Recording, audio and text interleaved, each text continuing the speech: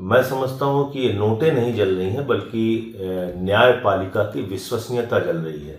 High court के जज के घर में करोड़ों रुपए का नोटों का बंडल मिला है और उसकी सफाई में जो जज साहब कह रहे हैं वो हास्यास्पद लगता है। वो कॉमेडी सर्कस का एक जोक लगता है, इसके अलावा कुछ नहीं लगता।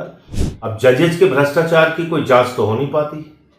एक जज अपने पद पर अगर बना रहेगा, हाई कोर्ट का जज, तो उसके खिलाफ कौन सी एजेंसी जांच करेगी और कैसे निष्पक्ष जांच संभव है?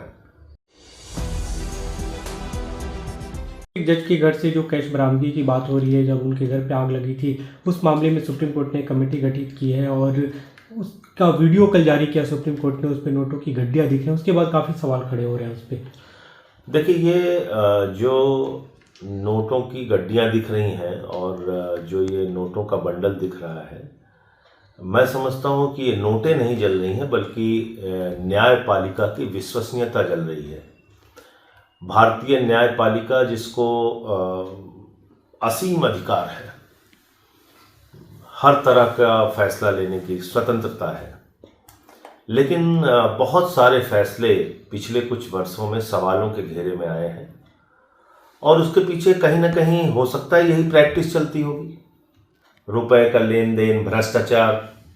अब जजेज के भ्रष्टाचार की कोई जांच तो हो नहीं पाती, इतनी पाबंदियां हैं। तो मैं समझता हूँ ये पहला मामला है जो सार्वजनिक हुआ है और वो भी एक दुर्घटनावश, क्योंकि आग लगी और वहाँ पे फायर ब्रिगेड पहुंची और इसलिए ये सार्वजनिक हुआ है। तो इस मामले का संज्ञान लेना चाहिए क्योंकि इसमें तरह तरह की बातें सामने आ रही हैं।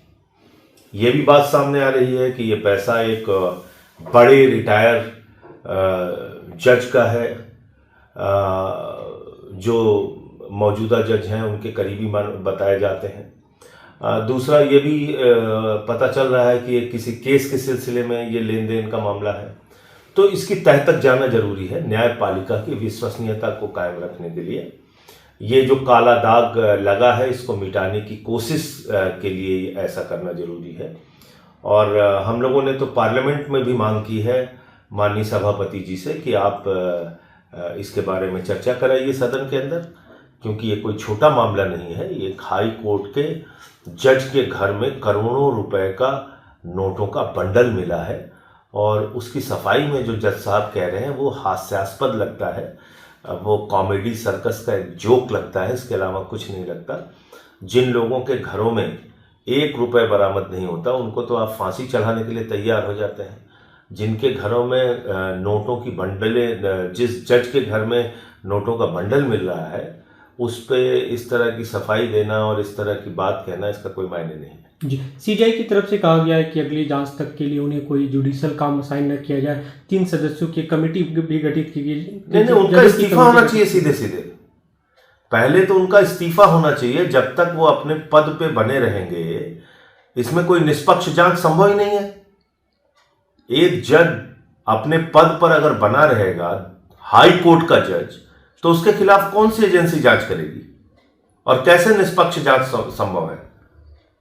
उनको कोई काम असाइन करना ना करना वो एक अलग विषय है, लेकिन अगर आपके घरों में करोड़ों का नोटों का बंडल मिल रहा है तो आप जांच तक तो कम से कम उस पद से बाहर रहिए। तो उनका इस्तीफा होना चाहिए। जज के घर से जो कैश बरामदगी की बात हो रही है, जब उनके घर पे आग लगी थी, उस मामले में सुप्रीम कोर्ट ने कमेटी गठित की है और उसका वीडियो कल जारी किया सुप्रीम कोर्ट ने। उस पर नोटों की गड्डियां दिख रही हैं, उसके बाद काफ़ी सवाल खड़े हो रहे हैं उस पर। देखिए, ये जो नोटों की गड्डियां दिख रही हैं और जो ये नोटों का बंडल दिख रहा है, मैं समझता हूँ कि ये नोटें नहीं जल रही हैं बल्कि न्यायपालिका की विश्वसनीयता जल रही है। भारतीय न्यायपालिका, जिसको असीम अधिकार है, हर तरह का फैसला लेने की स्वतंत्रता है, लेकिन बहुत सारे फैसले पिछले कुछ वर्षों में सवालों के घेरे में आए हैं और उसके पीछे कहीं ना कहीं हो सकता है यही प्रैक्टिस चलती होगी। रुपए का लेन देन, भ्रष्टाचार। अब जजेज के भ्रष्टाचार की कोई जांच तो हो नहीं पाती, इतनी पाबंदियां हैं। तो मैं समझता हूँ ये पहला मामला है जो सार्वजनिक हुआ है और वो भी एक दुर्घटनावश, क्योंकि आग लगी और वहाँ पे फायर ब्रिगेड पहुंची और इसलिए ये सार्वजनिक हुआ है। तो इस मामले का संज्ञान लेना चाहिए, क्योंकि इसमें तरह तरह की बातें सामने आ रही हैं। ये भी बात सामने आ रही है कि ये पैसा एक बड़े रिटायर जज का है, जो मौजूदा जज हैं उनके करीबी बताए जाते हैं। दूसरा ये भी पता चल रहा है कि ये किसी केस के सिलसिले में ये लेन देन का मामला है। तो इसकी तह तक जाना जरूरी है न्यायपालिका की विश्वसनीयता को कायम रखने के लिए। ये जो काला दाग लगा है इसको मिटाने की कोशिश के लिए ऐसा करना जरूरी है।